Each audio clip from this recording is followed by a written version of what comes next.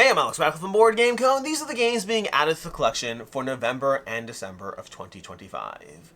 We are doing a 2-month special because I missed last month, so we're going to be catching up, doing two, although honestly, one of the months I only added 2 games, so it kind of makes sense to combine them anyways.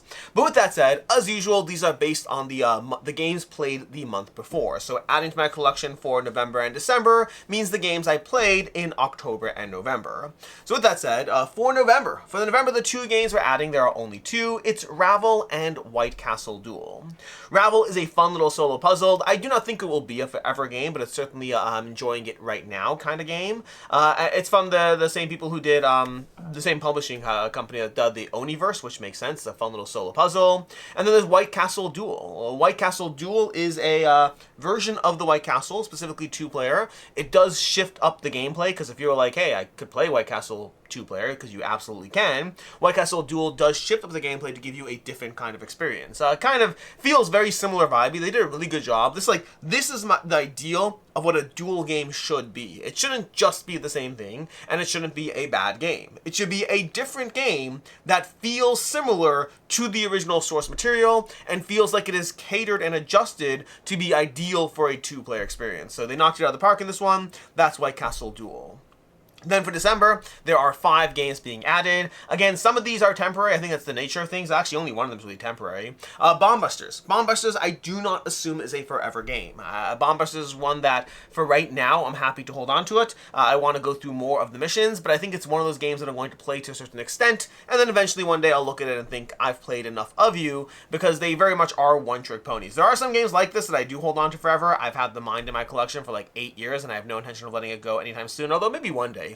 But for right now, the Bombusters is here, and we'll see how long that lasts. The other 4 are games that I do assume will be here longer. First of all, and the one that's not quite here is Everdell Emerland. Everdell Emerland is a new game in the Everdell universe. I do like it. I hate the fact that I have to pick and choose which Everdells I want to keep, but I am going to pick and choose which Everdells I want to keep, and for right now, Emerald, I think, does have a place. It is Everdell, which Everdell is a delightfully fun time, and it's well done. In my opinion, it's a good... Sorry, by the way. About 20 minutes ago, I had some water go down the wrong pipe, and it's still been irritating my throat. Anyways, Everdell Emerald is a good version of Everdell. I still like the concept of having the Everdell big box and then having 1 or 2 other Everdells.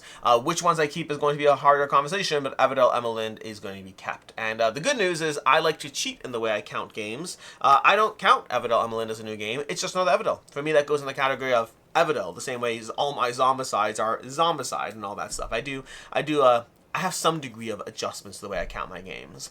But with that said, the next up from there we have, let's do the other one on the table. Do I have another one on the table? I feel no. No, I do have another one. Zenith. Zenith is another one. I've been playing a lot of Zenith on BGA, and I went ahead and bought a copy. It's not here yet, but I do plan on having Zenith. To the point that I went and bought a copy. I really have been enjoying Zenith. Expect a full review on that one later. All you need to know is I bought it based off of playing like 10 times in BGA and still wanting to play it again and again and again and again. So we'll talk more about Zenith when I do a review of the game. But I also need to play it in person before I do a review. I don't review games that I just played on BGA, unless it's part of my board game arena review series, because that's different. But outside of that, we have Wispwood from CGE. Still in the early days of Wispwood, I will say. I thought when I first played Wispwood that is going to be a game that I played, I thought it was good, and moved on from. There's so many tile-laying games, do I really need another one? Wispwood is charming. I really like it. It's very, very fun, at least so far. I need more plays, review coming soon, but currently I am really enjoying Wispwood. And then Darwin's Journey, you may have already seen the review of this one. I love Darwin's Journey. I think it's absolutely fantastic. High recommendations for this one. It's a good game. It's a very good game. I like it a lot. I can't wait to play with all the new expansion content, and I need to go ahead and late back the other content or something, because I want everything Darwin's Journey. I am loving this game. And those are going to be the 7 games I'm adding to my collection in November and December. Ravel, White Castle Duel, Bombusters, Darwin's Journey, Everdell Emerald, Zenith, and Wispwood are all being added. I usually do a roundup count at the end of my videos. I don't have that right now because I'm currently going through a campaign game purge and my end of year purge and all those things.